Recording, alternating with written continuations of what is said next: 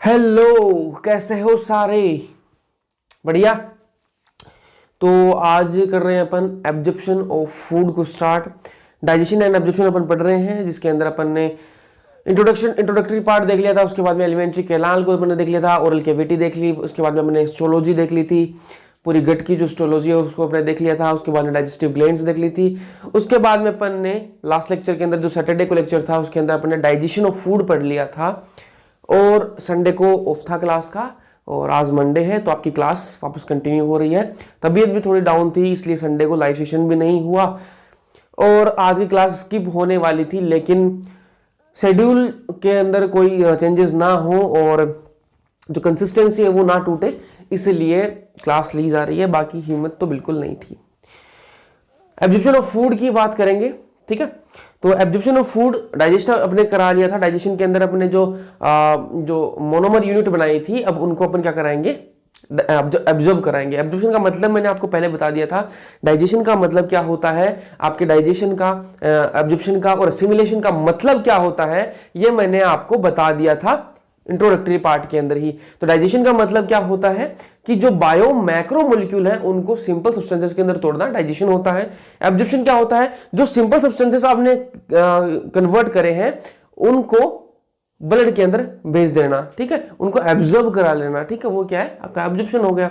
Assimilation क्या होता है, जो एब्जॉर्ब कराया आपको ने उनसे आपको आप एनर्जी बनवा लो, वही क्या हो गया आपका एब्जॉर्प्शन हो गया। तो absorption of food upon start करेंगे। पहले अपन बात करेंगे, देखो अपने डाइजेशन के अंदर क्या करा था, पहले कार्बोहाइड्रेट का अपन डाइजेशन देखा था, तो अपन पहले किसको करा लेंगे, एब्जॉर्प्शन ऑफ कार्बोहाइड्रेट का करा लेंगे। पहले किसका करा लेंगे, कार्बोहाइड्रेट का, ठीक है जी। कार्बोहाइड्रेट का एब्जॉर्प्शन कैसे होगा, इसके अंदर अपन ने जो लास्ट प्रोडक्ट अपन को मिला था वो क्या था, वो था अपन को क्या मिला था, अपने कहां से स्टार्ट करा था, स्टार्च से स्टार्ट करा था अपन ने, और अपन को लास्ट में मिला क्या था, अपन को मिल गया था ग्लूकोज मिला था, अपन को ग्लूकोज मिला था, गैलेक्टोज मिला था, गैलेक्टोज मिला था और फ्रक्टोज मिला था, और क्या मिला था, फ्रक्टोज मिला था। तो ये एब्जॉर्ब कैसे होंगे, ग्लूकोज, गैलेक्टोज और फ्रक्टोज मिले थे अपन को कार्बोहाइड्रेट का जब अपन ने डाइजेशन कराया था तब। तो अब इनको अपन को एब्जॉर्ब कराना है, कैसे होंगे जी एब्जॉर्ब ये, तो इनको एब्जॉर्ब कराने के लिए क्या होगा, जो फ्रक्टोज जो है ना आपका, फ्रक्टोज जो है वो कैसे एब्जॉर्ब होगा, फैसिलिटेटेड डिफ्यूजन होगा। क्या होगा, फैसिलिटेटेड डिफ्यूजन होगा। और आप सबको पता है कि फैसिलिटेटेड डिफ्यूजन जब होता है तो उसके अंदर एनर्जी की रिक्वायरमेंट नहीं होती है। एनर्जी की रिक्वायरमेंट जब नहीं होती है तो किस चीज से वो डिफ्यूजन होता है, फैसिलिटेटेड डिफ्यूजन होता कैसे है, उसके अंदर आपको कैरियर प्रोटीन्स की जरूरत पड़ती है, उसके अंदर एनर्जी की रिक्वायरमेंट नहीं होती। तो F4 क्या हो गया आपका, फ्रक्टोज हो गया, और F4 क्या हो गया आपका, फैसिलिटेटेड डिफ्यूजन, फैसिलिटेटेड डिफ्यूजन, ठीक है जी।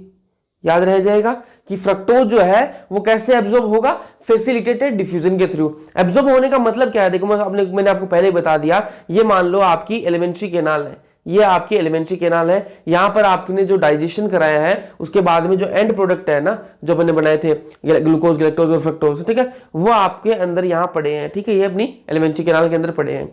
और यहां पर आपकी क्या है, ब्लड वेसल्स हैं, यहां आपकी क्या है, ब्लड वेसल्स हैं, ठीक है, ब्लड वेसल, लिम्फ वेसल्स, वो आपकी यहां पर है बाहर, ठीक है। अब अपन को क्या है, यहां से एलिमेंट्री कैनाल से इनके अंदर भेजना है, ठीक है, एलिमेंट्री कैनाल से अपन को क्या करना है, इनके अंदर भेज देना है, ठीक है, इनके अंदर भेज देना है। यही क्या है आपका एब्जॉर्प्शन है। तो यहां से यहां तक आने की, एलिमेंट्री कैनाल के अंदर से ब्लड के अंदर, ब्लड वेसल के अंदर, आपके ब्लड के अंदर आने के लिए मतलब कौन सा मीडियम यूज करेंगे, वो फैसिलिटेटेड डिफ्यूजन करेंगे या फिर एक्टिव ट्रांसपोर्ट यूज करेंगे, तो वो चीज जो है ना वही क्या है आपकी एब्जॉर्प्शन है। तो जो इसके अंदर एब्जॉर्प्शन ऑफ फूड के अंदर अपन पहले क्या कर रहे हैं, कार्बोहाइड्रेट का कर रहे हैं। कार्बोहाइड्रेट के अंदर अपन को ग्लूकोज, गैलेक्टोज और फ्रक्टोज का कराना है। फ्रक्टोज का आपको पता चल गया कि कैसे होगा भाई, जहां फैसिलिटेटेड डिफ्यूजन से होगा, फैसिलिटेटेड डिफ्यूजन से होगा, और फैसिलिटेटेड डिफ्यूजन से अपन को पता है कि इसके अंदर कोई एनर्जी की रिक्वायरमेंट नहीं होती, no energy required, no energy required, ठीक है, एनर्जी की रिक्वायरमेंट नहीं होती। इसमें रिक्वायरमेंट किसकी होती है, इसमें भैया रिक्वायरमेंट आपकी होती है किसकी, कैरियर प्रोटीन्स की होती है, ठीक है। फिर अपन आगे चलते हैं। आगे कहां चलेंगे, आगे बात करेंगे फिर ग्लूकोज और गैलेक्टोज की। ग्लूकोज और जो गैलेक्टोज है वो कैसे ट्रांसपोर्ट होते हैं, एक्टिवली होते हैं, सिंपल डिफ्यूजन होता है जी, या फिर फैसिलिटेटेड ट्रांसपोर्ट होता है। ठीक है, तो फ्रक्टोज के अंदर तो होगा आपका फैसिलिटेटेड ट्रांसपोर्ट। ठीक है, लेकिन आपका जो ग्लूकोज और गैलेक्टोज है ना, इनके अंदर क्या होगा, शुरुआत में तो होगा इनके अंदर डिफ्यूजन, इनिशियली तो क्या होगा, डिफ्यूजन होगा। मेरे वर्डिंग्स पे थोड़ा ध्यान देना, आप मेरे जो वर्डिंग्स हैं उन पर थोड़ा सा ध्यान देना। स्टार्टिंग में क्या होगा, ग्लूकोज और गैलेक्टोज हैं आपके, गैलेक्टोज जो हैं आपके, इनके अंदर क्या होगा, इनिशियली क्या होगा, इनिशियली तो क्या होगा, क्या होगा, डिफ्यूजन होगा, डिफ्यूजन होगा। और जब डिफ्यूजन होगा तब किसी भी आपको एनर्जी की रिक्वायरमेंट नहीं होगी। एनसीईआरटी की जो लाइनें हैं उन्हीं को मैं समझाने की कोशिश कर रहा हूं, एनसीईआरटी के अंदर भी यही लिखा हुआ है जो मैं बोल रहा हूं।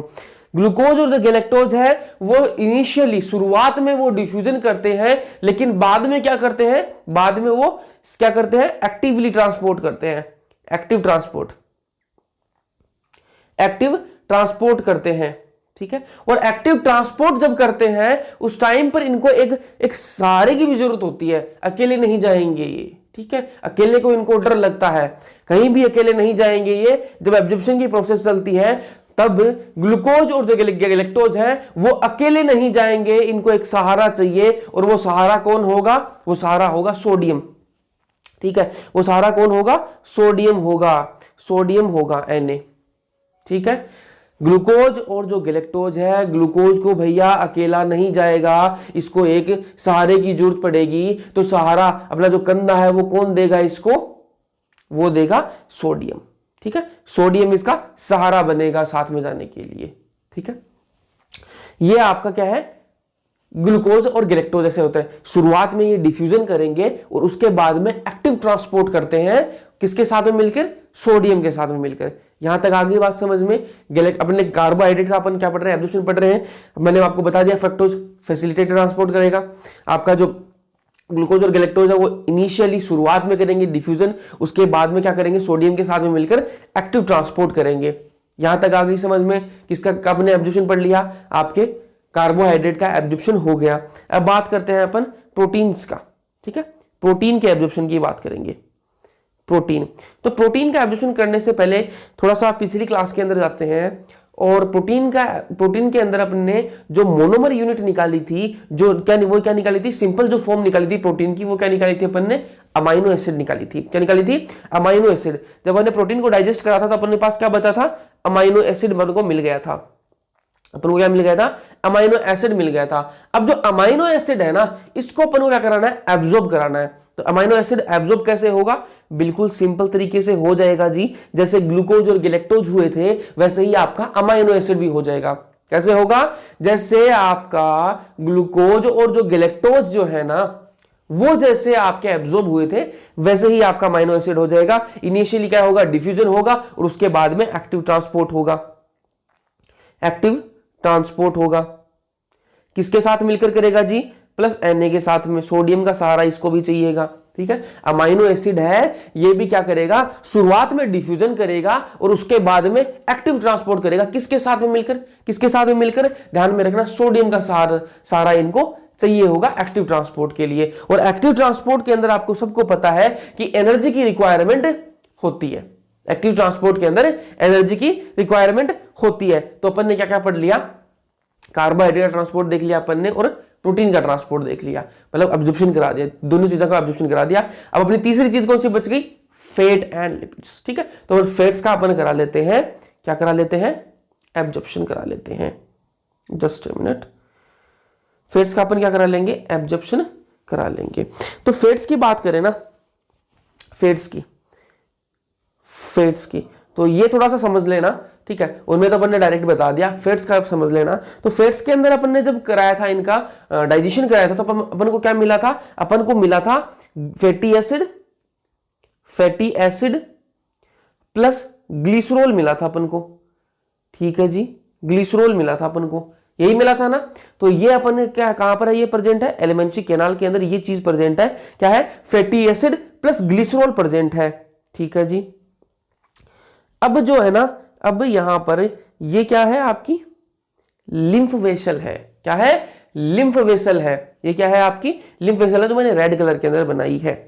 ठीक है, क्योंकि जो जितने भी एब्जॉर्प्शन है वो कहां पर होगा, या तो वो ब्लड वेसल के अंदर होगा या फिर वो लिम्फ वेसल के अंदर होगा, या तो वो ब्लड के अंदर डायरेक्ट जाएगा एब्जॉर्ब होगा, या फिर वो लिम्फ के अंदर होगा। देखो लिम्फ के अंदर भी कोई चीज हो रही है ना, एब्जॉर्ब हो रही है, तो वो अल्टीमेटली जाएगी कहां पर, वो जाएगी ब्लड के अंदर ही, क्योंकि ब्लड जो लिम्फ जो है वो भी घूम फिर के ब्लड के अंदर जाता है और वापस वो लिम्फ बनकर बाहर निकल जाता है। ठीक है, तो ये जो प्रोसेस है वो पूरी चलती रहती है। लेकिन जो फैट है वो एब्जॉर्ब कैसे होता है, लिम्फ के अंदर एब्जॉर्ब होता है। ठीक है, अब जो अपने जो फैटी एसिड और ग्लिसरॉल बनाए थे वो किससे बनाए थे, ट्राइग्लिसराइड से। ट्राइग्लिसराइड से अपन ने क्या बनाए थे, फैटी एसिड प्लस ग्लिसरॉल बनाए थे। यहां तक आपको पता है ना। अब क्या होगा, जो फैटी एसिड और जो ग्लिसरॉल है, जैसे ही वो जाएंगे, जैसे ही वो बाहर निकलेंगे, ठीक है, वो क्या किस में कन्वर्ट हो जाएंगे, देखो बाहर कैसे निकलेंगे, डायरेक्ट इसके अंदर नहीं जा सकते ये। ठीक है, क्या होगा, उसके पहले यहां पर सेल्स भी तो प्रेजेंट है ना, सेल्स भी तो प्रेजेंट है। किसकी सेल्स, एलिमेंट्री कैनाल की सेल्स भी तो प्रेजेंट है ना। तो जैसे ही उस सेल के अंदर जाएगा, जैसे ही जो ये फैटी एसिड है इस सेल के अंदर जाएगा, ये किस में कन्वर्ट हो जाएगा, ये कन्वर्ट किस में हो जाएगा, ये कन्वर्ट हो जाएगा ट्राइग्लिसराइड के अंदर कन्वर्ट हो जाएगा। कलर थोड़ा सा चेंज कर लिया जाए, ये कन्वर्ट किसके अंदर हो जाएगा, ट्राइग्लिसराइड के अंदर। एक मिनट, ये मान लो ट्राइग्लिसराइड है, ये क्या है आपका, ट्राइग्लिसराइड है। ठीक है, ट्राइग्लिसराइड से बड़ी मुश्किल से अपन ने कन्वर्ट करा था इनको फैटी एसिड प्लस ग्लिसरॉल के अंदर, और ये जैसे ही एलिमेंट्री कैनाल की सेल के अंदर इंटर करेंगे, देखो यहां से यहां तक आने, ब्लड के अंदर तक आने के लिए पहले सेल को करना पड़ेगा ना, क्रॉस करना पड़ेगा। एलिमेंट्री कैनाल की जो सेल्स हैं उनको तो पहले क्रॉस करना पड़ेगा ना, तभी तो बाहर निकल के वो ब्लड वेसल तक पहुंचेंगे ना, जो लिम्फ वेसल वहां तक पहुंचेंगे ना। तो जो सेल है एलिमेंट्री कैनाल की, उसके अंदर जैसे ही ये पहुंचेंगे ना, तो किस में कन्वर्ट हो जाएंगे, ट्राइग्लिसराइड के अंदर कन्वर्ट हो जाएंगे। ठीक है, लेकिन घबराने की बात ये नहीं है, क्योंकि ट्राइग्लिसराइड जो है ना वो डायरेक्ट अंदर नहीं जा सकती थी, अंदर जाके बन गई, अब तो कोई दिक्कत नहीं है, अब तो ट्राइग्लिसराइड अपन के काम आ जाएगी। लेकिन अगर पहले ट्राइग्लिसराइड को अपन एब्जॉर्ब कराने की कोशिश करते तो वो नहीं हो पाती, क्योंकि जो एलिमेंट्री कैनाल की जो वॉल्स हैं उनको वो पास नहीं कर पाती, इसलिए अपन ने उनको फैटी एसिड प्लस ग्लिसरॉल के अंदर क्या करा था, कन्वर्ट करा था। ठीक है जी, अब यहां पर क्या होगा, यहां पर क्या होगा, ये जो अपनी ट्राइग्लिसराइड बनी है ना, इसकी चारों तरफ क्या हो जाएगी, एक प्रोटीन की लेयर आ जाएगी, प्रोटीन की लेयर आ जाएगी। इसको क्या बोलेंगे, लिपोप्रोटीन, लिपोप्रोटीन बोलेंगे इसको, क्या बोलेंगे, लिपोप्रोटीन, लिपोप्रोटीन बोलेंगे जिसको। और लिपोप्रोटीन का क्या नाम है, ये जो एनसीईआरटी के अंदर जो नाम लिख रखा है वो क्या है, काइलोमाइक्रोन। क्या है, काइलोमाइक्रोन। तो ये काइलोमाइक्रोन आपका बन गया। अब जो काइलोमाइक्रोन है ना, यहां पर ये आपकी क्या आएगी, ब्लड वेसल आएगी। यहां पर ये तो क्या है, ये क्या थी, जो रेड कलर के अंदर है, ये क्या थी, ये थी एलिमेंट्री कैनाल की एक सेल मान लो वो थी, और यहां पर क्या है, आपकी लिम्फ वेसल है। और ये जो काइलोमाइक्रोन है ना, काइलोमाइक्रोन है, ये अंदर आ जाएगा, कहां पर, लिम्फ वेसल के अंदर आ जाएगा। तो इस प्रकार से आपका क्या होता है, एब्जॉर्ब होता है आपका फैटी एसिड, आपका एब्जॉर्ब करा दिया अपन ने, मतलब आपका फैट जो है उसको अपन ने एब्जॉर्ब करा दिया। तो कार्बोहाइड्रेट की बात कर ली अपन ने बात कर ली प्रोटीन की, और अपन ने बात कर ली किसकी, फैटी एसिड की। ठीक है जी, फिर आगे चलते हैं। अब बात कर लेते हैं, ये समरी देख लो एब्जॉर्प्शन की। ये एनसीईआरटी की टेबल है। ठीक है, तो वही मैं बता रहा हूं।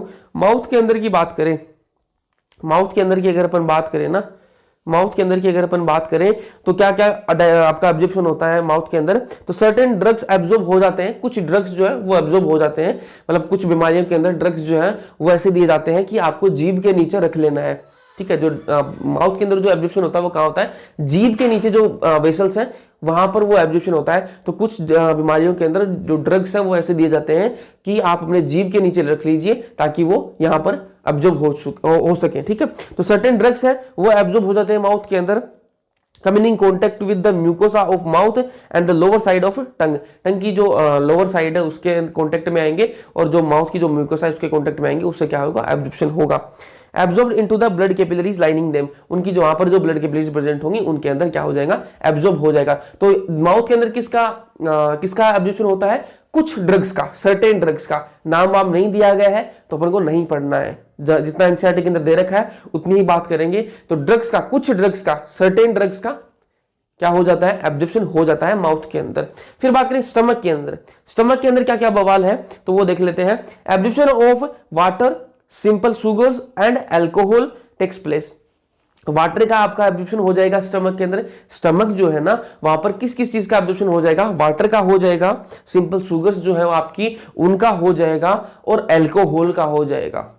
ठीक है, अल्कोहल आप सबको पता है क्या होती है, अल्कोहल का तो कहां डाइजेशन हो जाएगा, एब्जॉर्प्शन कहां हो जाएगा, स्टमक के अंदर हो जाएगा। आपका पेट है वो आपकी अल्कोहल को संभाल लेगा। उसके बाद बात करें अपन किसकी, संभालने का मतलब है वहां पर जाके वो एब्जॉर्ब हो जाएगा।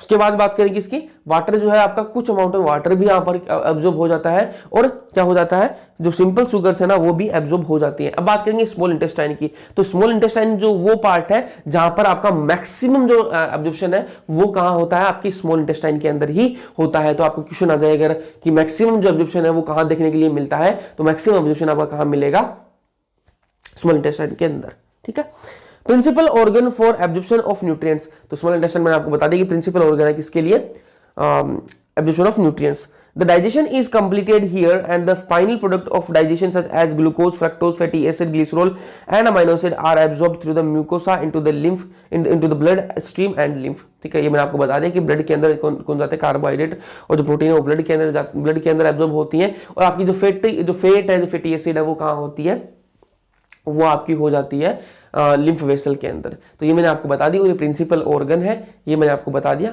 डाइजेशन के लिए, सॉरी एब्जॉर्प्शन के लिए। तो सबसे ज्यादा जो एब्जॉर्प्शन है वो कहां होता है, आपका स्मॉल इंटेस्टाइन के अंदर सबसे ज्यादा एब्जॉर्प्शन देखा गया है। फिर बात करें अपन लार्ज इंटेस्टाइन की, स्मॉल की बात कर ली, लार्ज इंटेस्टाइन के अंदर क्या क्या होता है वो भी आप देख लीजिए। Absorption of water, some minerals and drugs takes place. ठीक है, तो एब्जॉर्प्शन ऑफ कुछ वाटर का, ठीक है, सम वाटर, कुछ पानी जो है वो भी एब्जॉर्ब हो जाता है, कहां पर, आपकी लार्ज इंटेस्टाइन के अंदर एब्जॉर्ब हो जाता है। और क्या है, कुछ मिनरल्स हो जाते हैं और कुछ ड्रग्स। ठीक है, ड्रग्स मतलब आपकी जो दवाइयां हैं वो आप कहां पर हो जाती हैं, लार्ज इंटेस्टाइन के अंदर आपकी एब्जॉर्ब हो जाती हैं। तो ये हमने समरी देख ली कि कौन कौन सी चीजें कहां पर होती हैं। तो जब भी आप चैप्टर को गो थ्रू हो तो ये जो समरी है ना इसको जरूर से देख लीजिएगा। ठीक है, बाकी ये याद हो ही जाती है, बाकी इसको देख लेना यार कौन सी चीज कहां पे, एक बार वापस एक बार रिवाइज जरूर से करते रहना। जितने भी टेबल वगैरह हैं उनको आप रिवाइज करते रहना, और जो येलो बॉक्सेस है ना उनको कभी भी छोड़ के नहीं जाना है, उनसे क्वेश्चंस आते हैं। फिर बात कर लेंगे अपन असिमिलेशन की। डाइजेशन अपना कंप्लीट, जो स्टार्टिंग में मैंने 3 टर्म बताई थी ना, पहले लेक्चर से जो देख रहा है उसको पता है कि पहले लेक्चर के अंदर जो मैंने 3 टर्म बताई थी, एब्जॉर्प्शन, डाइजेशन एंड असिमिलेशन। तो डाइजेशन अपना हो गया, एब्जॉर्प्शन हो गया। अब अपन बात करेंगे असिमिलेशन की। असिमिलेशन क्या है, असिमिलेशन मतलब जो अब ब्लड के अंदर पहुंच गया, कार्बोहाइड्रेट को अपन ने ब्लड के अंदर पहुंचा दिया कैसे ना कैसे करके, और प्रोटीन को अपन ने पहुंचा दिया, आपकी जो फैट है उसको भी पहुंचा दिया। अब उनसे जो है, उनसे एनर्जी कैसे बनेगी ना, वो क्या चीज क्या है, आपकी असिमिलेशन है। तो असिमिलेशन क्या है, फॉर्मेशन ऑफ एनर्जी, एनर्जी का formation formation of energy from absorb food. जो एब्जॉर्ब हुआ है फूड जो एब्जॉर्ब हुआ है उससे फॉर्मेशन करना, एनर्जी का फॉर्मेशन करना, वही क्या है, आपका असिमिलेशन है। ठीक है जी, अब देख लो, ये आपका जो येलो बॉक्स मैंने बताया था वो दे रखा है, नई वाली जो एनसीईआरटी है उसके अंदर दे रखा है ग्रोस कैलोरीफिक वैल्यू और फिजियोलॉजिकल कैलोरीफिक वैल्यू।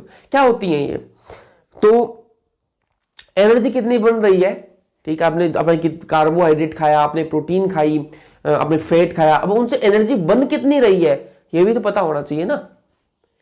मतलब कहने की बात यह है कि गाड़ी जो है आपकी वो कितने का एवरेज दे रही है, यह बात आपको पता होनी चाहिए ना, तब आप उसी हिसाब से चलोगे ना। तो जब भी गाड़ी लेने जाते हो तो पहले पूछते ना माइलेज कितना देती है, तो वही चीज यहां पर है कि माइलेज कितना दे रही है। आप पेट्रोल डाल रहे हो गाड़ी के अंदर, डीजल डाल रहे हो, तो वो एवरेज कितना निकाल के दे रही है आपको, कितने किलोमीटर चल रही है, वो तो अपन को पता चले ना, एनर्जी कितनी दे रही है।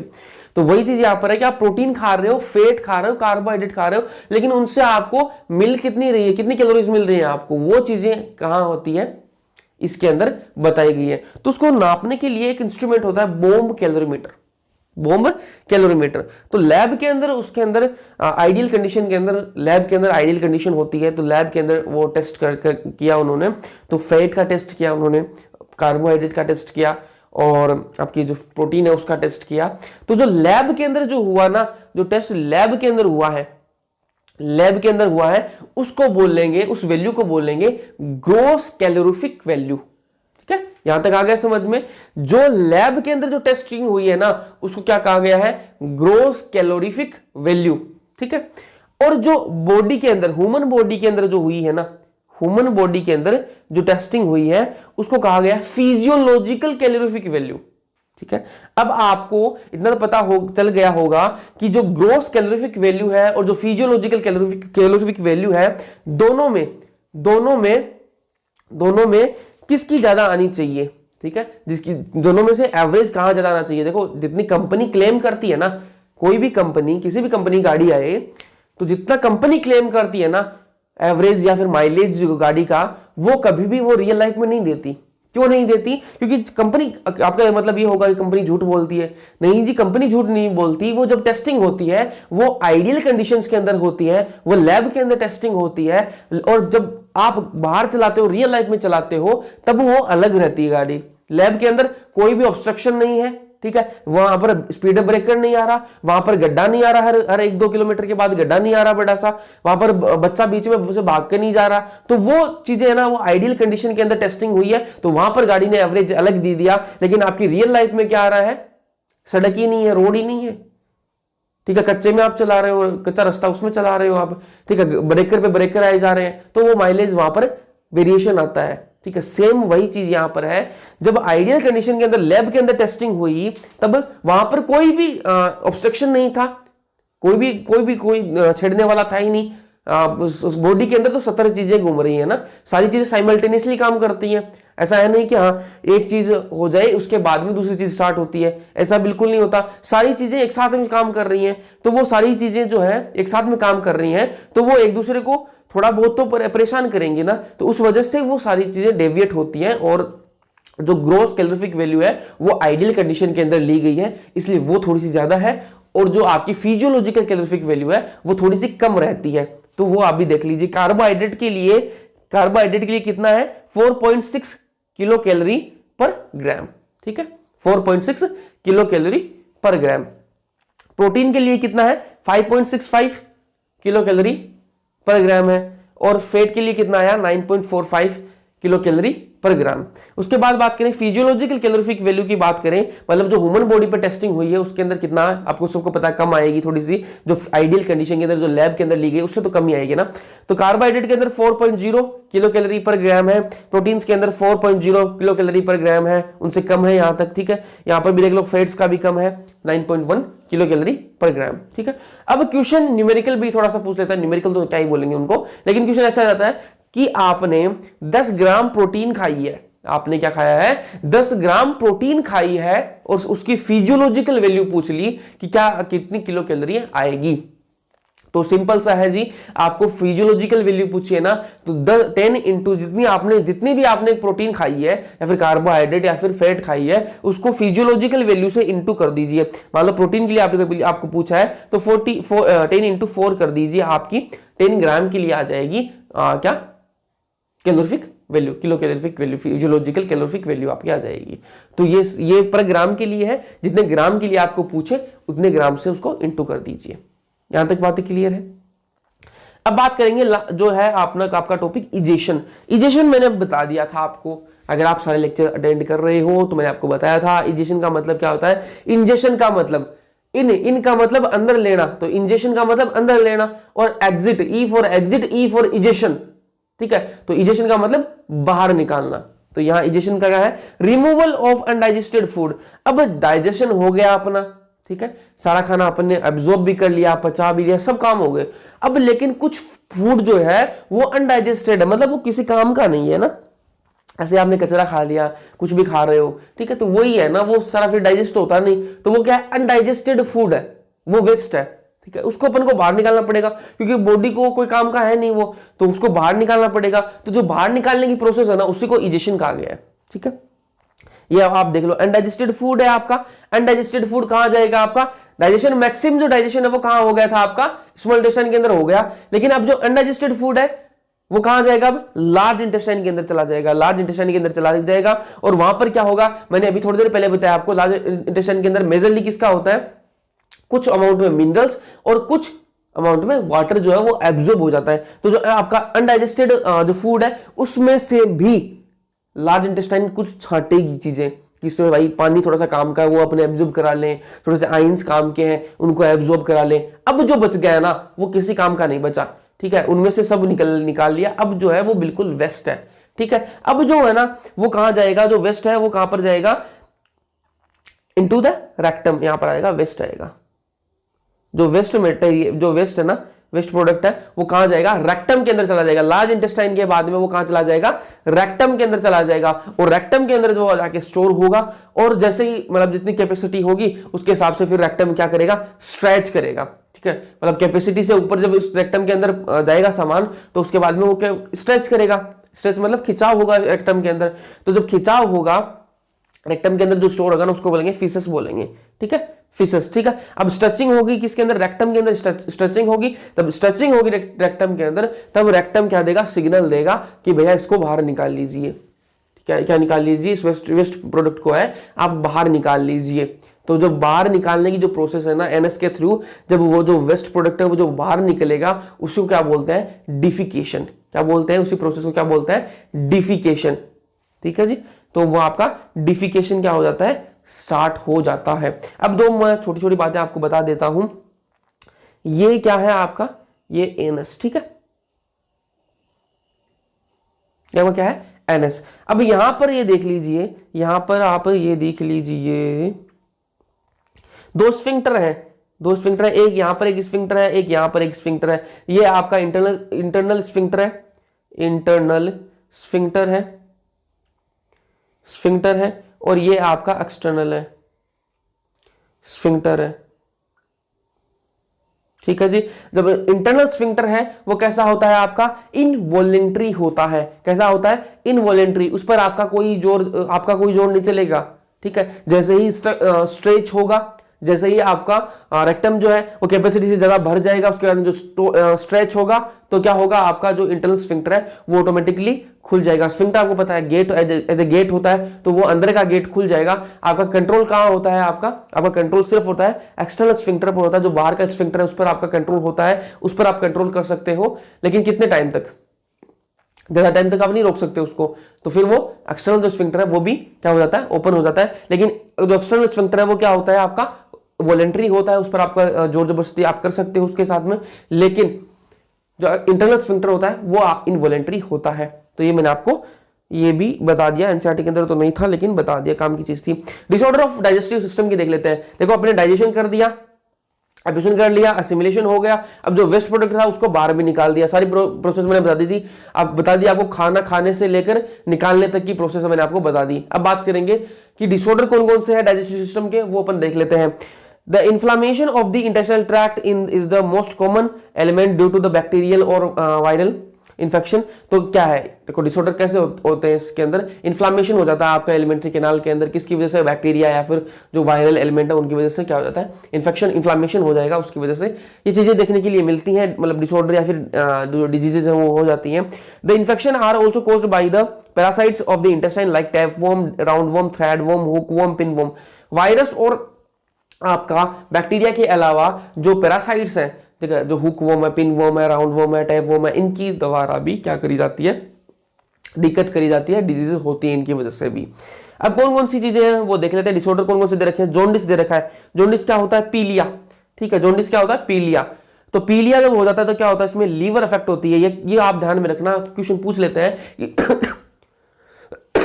सॉरी, क्वेश्चन पूछ लेते हैं कि जो जॉन्डिस है ना, जॉन्डिस, जब जॉन्डिस हो जाता है तो उसके अंदर कौन सा ऑर्गन अफेक्ट होता है, तो लीवर जो है वो अफेक्ट होता है किसके अंदर, जॉन्डिस के अंदर। स्किन और जो आईज है ना, ये आपने देखा भी होगा, किसी को देखा हो आपने पेशेंट को, तो जो स्किन और जो आईज है वो कैसी हो जाती है, येलो कलर की हो जाती है। जो कलर है उनका येलोविश हो जाता है, turns yellow due to the deposit of bile pigment. और ये होती क्यों है, येलो क्यों हो जाती है? देखो इसके अंदर मैंने आपको बताया कि जॉन्डिस के अंदर, पीलिया के अंदर क्या होता है, आपका लीवर अफेक्ट होता है, ठीक है। और लीवर क्या बनाता है? बाइल बनाता है, बताया मैंने आपको, बाइल बनाता है। तो इसके अंदर क्या होता है, बाइल जो है वो डिपोजिट होने लगता है, बाइल जो है वो डिपोजिट होने लगता है। तो बाइल जब डिपोजिट होगा तो वो कलर कैसा देगा? येलोविश कलर देगा। तो आपकी जो आंखें और मतलब जो भी पेशेंट होगा उसकी आंखें और जो स्किन जो है वो येलो कलर की हो जाती है जॉन्डिस के अंदर।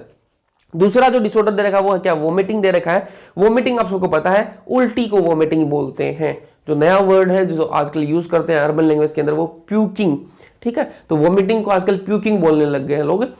तो वोमिटिंग क्या होती है? It is the ejection of stomach, stomach का इजेक्शन, जो स्टमक का जो कंटेंट है ना, मेरे पेट के अंदर जो कंटेंट है उसका मुंह के द्वारा बाहर निकलना, वो क्या हो गया? आपकी वोमिटिंग हो जाती है।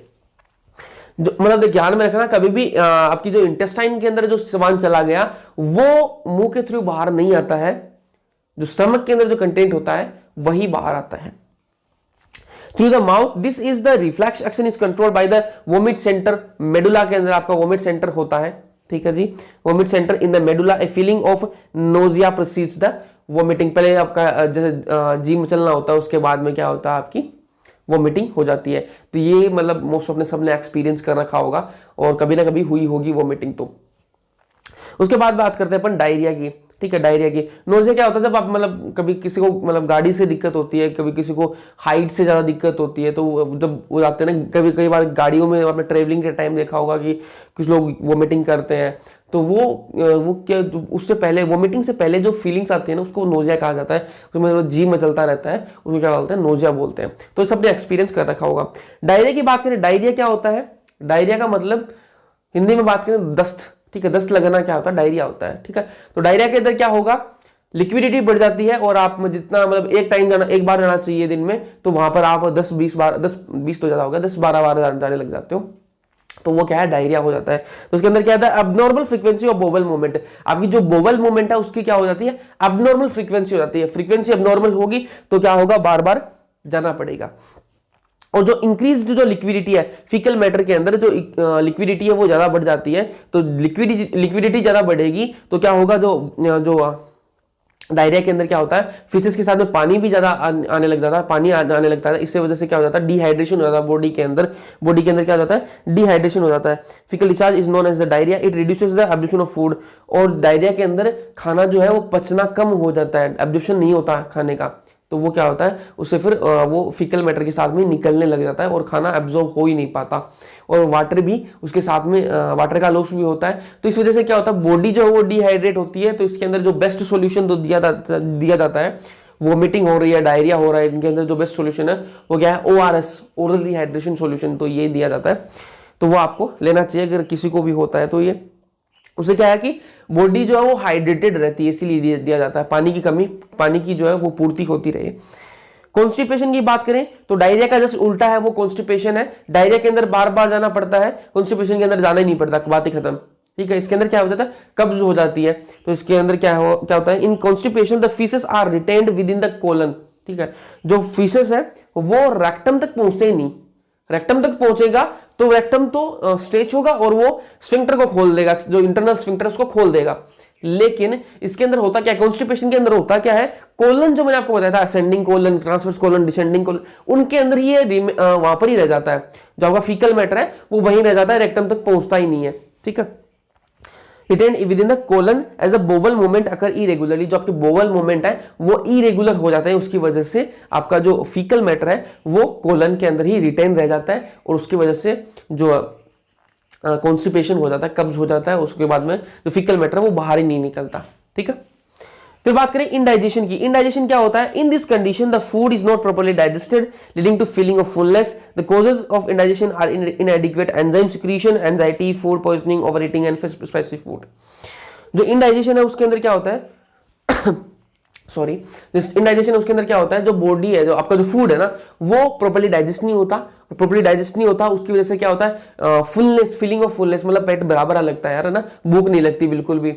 आपने खाना नहीं खाया, आपने खाना मतलब रात को खाना खा लिया, आपने मान लो रात को आपने दबा के खाना खा लिया, लेकिन अगले दिन आपको शाम तक भूख नहीं लग रही, आपको लग रहा है यार पेट भरा हुआ है, घर वाले बोल रहे खाना खा ले, खाना खा, आप खाना ही नहीं खा रहे हो, क्योंकि दिक्कत क्या है, आपको इंडाइजेशन हो रखा है। और इंडाइजेशन के कारण क्या क्या हो सकते हैं, आपको एंजाइटी के अंदर हो, ठीक है, आप टेंशन बहुत ज्यादा ले रहे हो, स्ट्रेस है आपको, आपके जो एंजाइम सिक्रीशन है वो इनएडिक्वेट है, प्रॉपर्ली एंजाइम सिक्रीशन नहीं हो रहा, या फिर जो मोस्ट कॉमन जो रीजन है ना, एंजाइटी स्ट्रेस भी बहुत मतलब होता है लोगों को और उस वजह से इंडाइजेशन की दिक्कत होती है। लेकिन फूडी इंसान है लोग और स्पाइसी ज्यादा खाते हैं खाना, उसकी वजह से इंडाइजेशन होता है। बहुत सारे मिर्च मसाले खा लिए रात को और पता चला अगले दिन शाम तक भूख ही नहीं लग रही, ठीक है, तो वो क्या है, इंडाइजेशन है, वही इंडाइजेशन होता है।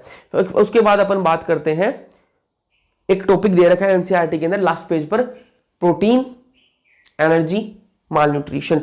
तो प्रोटीन एनर्जी माल न्यूट्रिशन पीईएम शॉर्ट में क्या होता है वो देख लेते हैं। देखो प्रोटीन का माल न्यूट्रिशन हो जाता है इसके अंदर, और कैसे क्या होता है वो देख लीजिए। इसके अंदर दो इसके अंदर दे रखे हैं, एक क्वाशोरकार, एक मैरास्मस, ठीक है, दोनों के अंदर क्या डिफरेंस है, क्वेश्चन यहां से आ सकता है और टेस्ट के अंदर तो आपको मिलता ही मिलता है यहां से क्वेश्चन। दोनों में डिफरेंस क्या है, देखो याद सबको होता है कि क्वाशोरकार क्या होता है, मैरास्मस क्या होता है, ये सबको पता होता है, लेकिन जब एग्जाम में पेपर देने बैठता है तब ये नहीं पता होता कि क्वाशोरकार के अंदर कौन सा था लिखे और मैरास्मस के अंदर कौन सा था। दोनों में कंफ्यूजन हो जाता है कि दोनों का है कौन सा। बातें सारी पता है कि ये होता है इसके अंदर ये होता है, लेकिन क्वाशोरकार का कौन सा और मैरास्मस का कौन सा सिम्टम है वो नहीं याद रहता। तो ये आप ध्यान से देख लीजिएगा, और जो मैंने अभी टेबल बनाई है इसको आप देख लीजिएगा, इससे आपको याद रहने में मदद मिलेगी। आप जो एनसीईआरटी का जो पैराग्राफ पढ़ोगे उसके अंदर आपको सब कुछ मिक्स हो जाएगा, तो इसको आप एक बार देखना अच्छे से जो मैंने लिख रखा है। क्वाशोरकार के अंदर क्या होता है, अकर इन चिल्ड्रन, बच्चों के अंदर होता है। क्वाशोरकार जो है वो बच्चों के अंदर होता है, लेकिन बच्चे कौन सी एज ग्रुप के बच्चे, आप भी बच्चे हो, ठीक है, तो बच्चे लेकिन कौन सी ग्रुप के, एज ग्रुप कौन सा है उनका, 1 साल से 5 साल के बीच में जो बच्चे हैं उनके अंदर क्वाशोरकार देखा गया है, ठीक है। 1 साल से 5 साल के बीच में जो जिनकी एज है ना उनके अंदर ही क्या देखा गया है, क्वाशोरकार। तो अगर in children 1 to 5 years old, ठीक है, 1 से 5 साल के जो बच्चे होंगे उनमें। किसकी वजह से होता है ये, due to protein deficiency, protein की कमी आ जाती है, प्रोटीन की डेफिशिएंसी जिनमें होगी उनके अंदर क्वाशोरकार अपन को देखने के लिए मिलेगा। देखो क्या क्या कंडीशन दे दी क्वाशोरकार के लिए। पहली बात तो ये होगा किसके अंदर, बच्चों के अंदर होगा, और बच्चे भी कौन सी एज ग्रुप के, 1 से 5 साल के जो बच्चे हैं ना उनके अंदर ही होगा ये क्वाशोरकार। यहां तक बातें समझ में आ गई। पहली बात बच्चों के अंदर होगा और बच्चे भी 1 से 5 साल के बीच में होने चाहिए। दूसरी बात क्या है कि प्रोटीन की डेफिशिएंसी जब होगी ना, और किसी से कोई मतलब नहीं है, सिर्फ प्रोटीन की जब डेफिशिएंसी होगी तब आपको क्वाशोरकार मिलेगा। 1 से 5 साल का बच्चा भी है, उसके अंदर प्रोटीन की डेफिशिएंसी भी है, तो क्या है उसके अंदर क्वाशोरकार मिलेगा। अब सिम्टम्स की बात कर लेते हैं कि सिम्टम्स क्या क्या है उसके अंदर, तब अपन क्वाशोरकार मानेंगे। तो उसके अंदर वेस्टर्न मसल्स जो है वो पूरी बेकार हो चुकी है, उसकी बच्चे की मसल्स बिल्कुल है नहीं उसके अंदर। थिन लिम्स जो है उनके हाथ और पैर जो है वो बिल्कुल एकदम पतले हो चुके हैं, बिल्कुल पतले हो चुके हैं, बिल्कुल हड्डियां दिख रही हैं, मसल्स तो है नहीं बिल्कुल, और बिल्कुल हड्डियां दिख रही हैं। रिटार्डेड ग्रोथ है उनकी, ग्रोथ जितनी होनी चाहिए उतनी नहीं हो पा रही है ग्रोथ एकदम से, मतलब आपने देखे भी होंगे ऐसे बच्चे, और गूगल पे आप देख लेना क्वाशोरकार सर्च करके इमेजेस देख लेना। तो जो क्वाशोरकार जो बच्चे होते हैं ना वो मतलब एकदम बिल्कुल उनकी ग्रोथ जो है वो रुक जाती है, जितनी 5 साल के बच्चे की जितनी ग्रोथ होनी चाहिए उतनी नहीं हो पाती उनकी। जो मेंटल जो ग्रोथ है ना वो भी रिटार्ड रहती है उनकी, स्वेलिंग आ जाती है उनके अंदर, पैरों के अंदर क्या आ जाती है, पैरों के अंदर स्वेलिंग आ जाती है, सूजन आ जाती है पैरों के अंदर। और एडिमा क्या है, एडिमा स्वेलिंग को ही बोलते हैं, ठीक है। तो एडिमा की वजह से वो क्या है, उनका जो पेट जो है ना, पेट जो है वो थोड़ा मोटा मोटा लगने लगता है, मोटा मोटा लगने लगता है, लेकिन वो होता नहीं है मोटा, स्वेलिंग के कारण वो मोटे लगते हैं थोड़े से, बाकी वो होते नहीं है मोटे। और उनके अंदर पोर्ट बेली उनका जो पेट है ना वो थोड़ा मोटा सा हो जाता है, और मोटा कैसा, जैसे आपका घड़ा होता है ना, मटका जैसा होता है ना, वैसा उनका पेट हो जाता है। उनका पेट कैसा हो जाता है, पोर्ट बेली। पोर्ट किसको बोलते हैं, मटके को, घड़े को क्या बोलते हैं, पोर्ट बोलते हैं। तो उनका जो पेट है, जो क्वाशोरकार के जो होते हैं जिनके अंदर होता है, उनके अंदर पोर्ट बेली देखने के लिए मिलता है। अब बात करेंगे मैरास्मस की बात करें तो ये भी बच्चों के अंदर होता है। अगर इन्फेंट्स क्या होते हैं, छोटे बच्चे होते हैं ना, तो इन्फेंट्स किनको कहा गया है, जो 1 साल से कम के बच्चे होते हैं ना, लेस देन 1 ईयर, 1 साल से जो कम के बच्चे होते हैं उनको बोलते हैं इन्फेंट्स बोलते हैं। क्या बोलते हैं, इन्फेंट्स बोलते हैं। 1 साल से कम के बच्चे होते हैं उनको इन्फेंट्स बोलते हैं, और उनके अंदर मैरास्मस देखा गया है, ठीक है। और ये होता क्यों है, क्वाशोरकार अपन ने देखा वो प्रोटीन की डिफिशियंसी के कारण हो रहा था, और जो आपका मैरस्मस है वो कैसे होता है, वो होता है प्रोटीन की डिफिशियंसी तो होती ही है, लेकिन साथ में आपकी कैलोरीज की डिफिशियंसी भी हो जाती है। प्रोटीन की डिफिशियंसी प्लस आपकी कैलोरीज की डिफिशियंसी। यहां पर ये मिट गया, यहां पर कैलोरीज की आएगा, ठीक है। प्रोटीन के साथ साथ में कैलोरीज की डिफिशियंसी भी हो जाती है, और उस वजह से क्या होता है, आपका मैरस्मस हो जाता है। और इसके सिम्टम्स आप देख लो, इंपेयर्ड ग्रोथ, ग्रोथ जो है वो इंपेयर्ड होती है, दोनों की सेम से ही होंगे, वो तो थोड़े से चेंजेस हैं। इंपेयर्ड ग्रोथ होगी मतलब आपकी जो जितनी ग्रोथ होनी चाहिए उतनी ग्रोथ नहीं हो पाएगी। थिन लिम्स, जो हाथ पैर हैं वो पतले पतले हो जाएंगे एकदम से, ठीक है। और जो लिम्स मतलब जो मसल्स हैं वो भी पूरी खराब हो जाएंगी उनकी, क्योंकि प्रोटीन की डिफिशियंसी तो हो रही है, कैलोरीज की एक्स्ट्रा हो रही है यहाँ पर।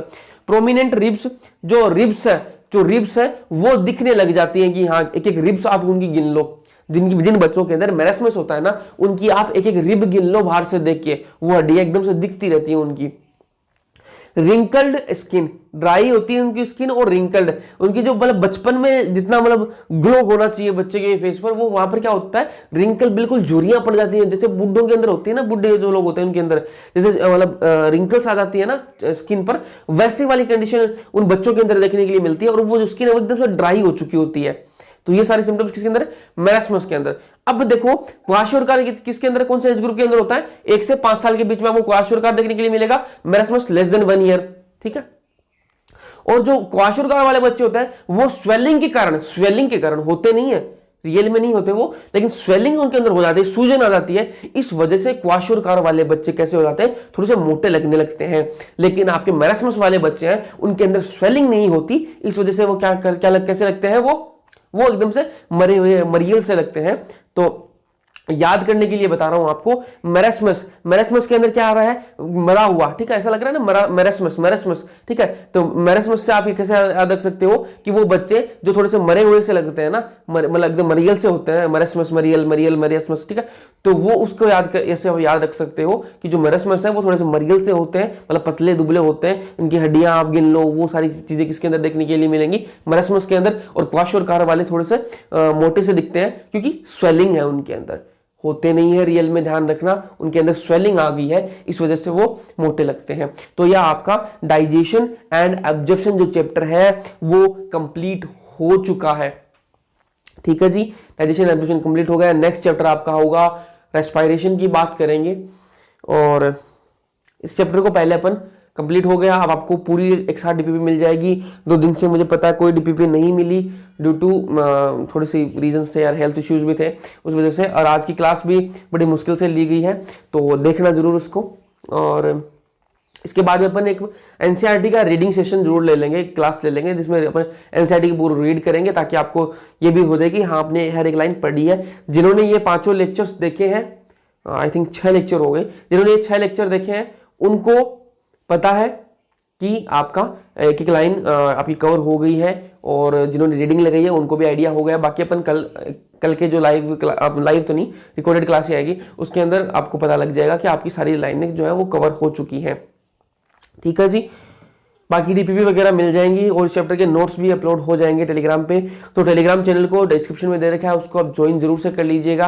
डिस्क्रिप्शन में इंस्टा हैंडल भी देखा है, फॉलो करने की कोई जरूरत नहीं है। वहां पर कोई भी क्वेरी क्वेश्चन भी हो तो इंस्टाग्राम पे मैसेज कर लीजिएगा। कुछ भी पूछना है तो मेरे को पूछ लीजिएगा इंस्टाग्राम पर, वहां पर मैं अपने नंबर वगैरह भी शेयर कर दूंगा। व्हाट्सएप पे, तो व्हाट्सएप पे आप मेरे को बात कर सकते हो, कॉल कर लेना, कोई डाउट आए तो कॉल भी कर सकते हो। कोई भी क्वेश्चन है तो आप कमेंट सेक्शन के अंदर कॉमेंट कर दो। वीडियो इन्फॉर्मेटिव लगी है तो अपने दोस्तों के साथ भी शेयर कर दो, ताकि उन तक भी वीडियो पहुंच जाए। लाइक कर दोगे तो भी वीडियो पहुंच जाएगी और लोगों तक। और अभी भी बिना सब्सक्राइब चैनल देख रहे हो ना, वीडियो को देख रहे हो, तो गलत बात है, चैनल को सब्सक्राइब जरूर से कर लीजिएगा। और मिलते हैं नेक्स्ट क्लास के अंदर, अच्छे से पढ़ते रहो। Thank you so much.